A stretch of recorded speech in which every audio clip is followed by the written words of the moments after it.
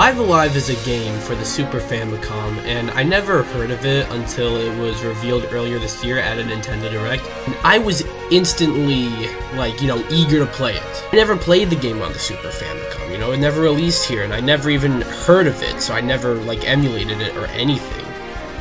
So this is my first time playing it, and I love the art style they went with for Octopath Traveler and Triangle Strategy. So it was very exciting to see Square remake a game with this art style, like how they're doing with the Dragon Quest remake, and now this. But what do I think? Well, let's find out. Hi guys, DPX here, reviewing today Live Alive for the Switch.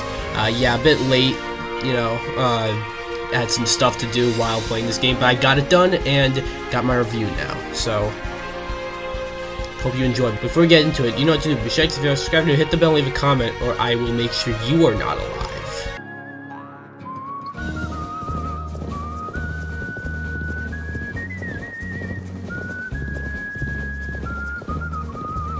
Now usually I have core gameplay and story and characters as separate segments, but Live Alive is an interesting game.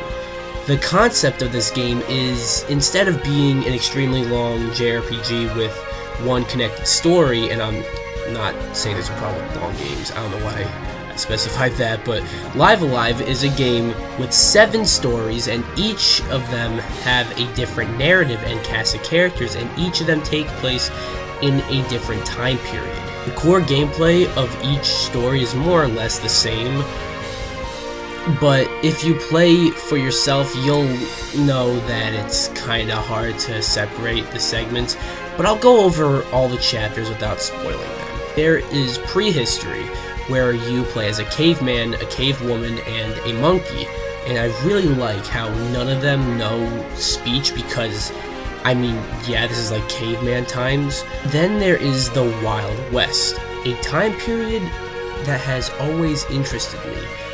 You play as Sundown, who seems to be like he's inspired by Billy the Kid, and the game pretty much works as a usual JRPG, but with a Wild West twist, which is really unique. There is the near future, which is more futuristic, but not too technologically advanced, because it's, the near future, unlike the distant future, which I'll get into in just a bit. It plays like a normal JRPG, except when you run around not fighting enemies, you have the ability to read minds, which I think is really fucking cool. Then there is the distant future. So I told you I was going to get to that one. That takes place in, well, the distant future. This one was originally my least favorite, although I grew to like it a little more, but I originally didn't like it so much because it was really just a bunch of talking and really minimal action.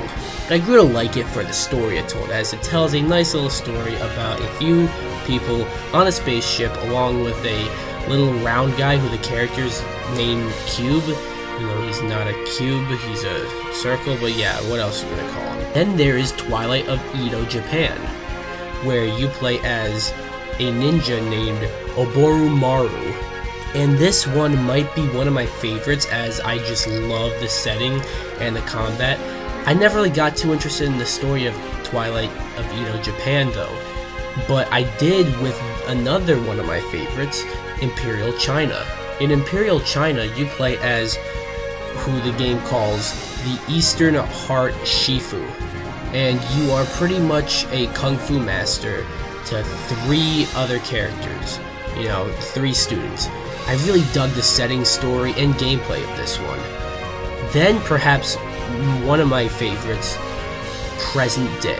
In Present Day, you play as Masaru Takahara, fighting a gauntlet of mini-bosses, almost playing out like a fighting game arcade mode, like a one-on-one fighter, but plays like an RPG instead of a fighting game. You also gain each ability that an enemy does to you, which is pretty cool, because that means you want to let your enemy, hit you so you can learn their move.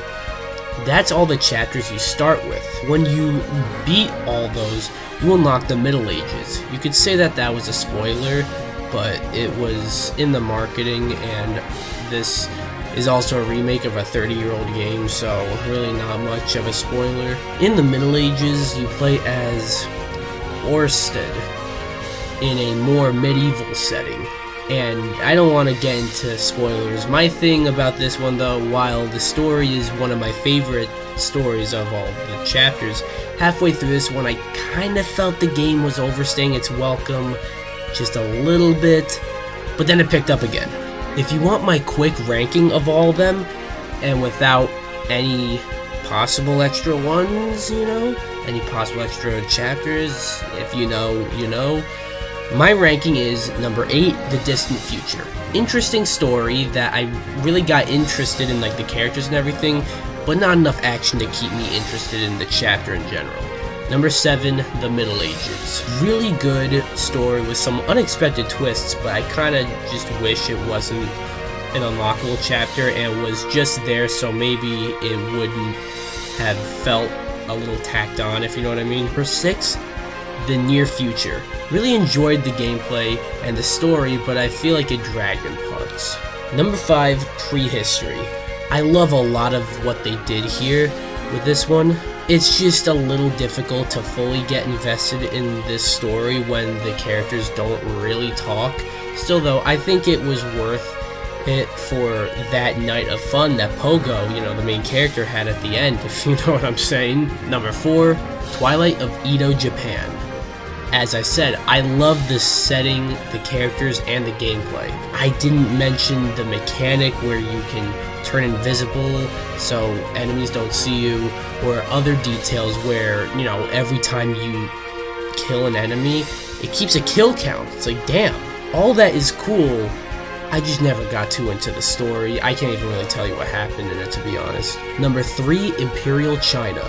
A great story about a master and his students, with many twists and turns and sacrifices I really didn't expect. Number 2, Present Day. I love fighting games, so this one is right up my alley. The little promos the characters give before and after the fights are also a treat. This one isn't my number 1 though, because while I loved it, it's the shortest of all the chapters. Short and sweet for sure. But that being said, number 1 goes to the Wild West. Taking such a cool time period and making it into an RPG with a relatively simple story, I really dug this one. If there is one issue though I had with all these chapters, like throughout, it's that many of the enemies are way too resistant to many of your attacks and take way too long to beat. And it's not like a final boss thing, if you know what I mean. I spent way longer. I often spent way longer fighting some of the more powerful enemies than I did fighting the actual final bosses of each chapter. That's stupid, but don't let that deter you, as this is such a cool concept for a game, and I'm happy I got to play a more modernized version of it. Challenge the world's masters and make their techniques my own. They're warriors too, walking the same path, striving for the same goal. This is the other stuff segment. The segment where I talk about other stuff worth mentioning but not much to say on. For one, I think this has an award-winning soundtrack. Every song from the title theme to Megalomania, I think I know where Megalovania from Undertale got its name, because remember, this was a Super Famicom game, so yeah, I think I know where Toby Fox got some name origins from. But each of these are absolute bangers, and they knew that because there is a jukebox in this game where you can listen to all the music. Also, I know it's not the first game to do this, but I love the 2D HD art style. It gives this such a cool new look, and I just love it. Live Alive is a game that I was not expecting to love this much.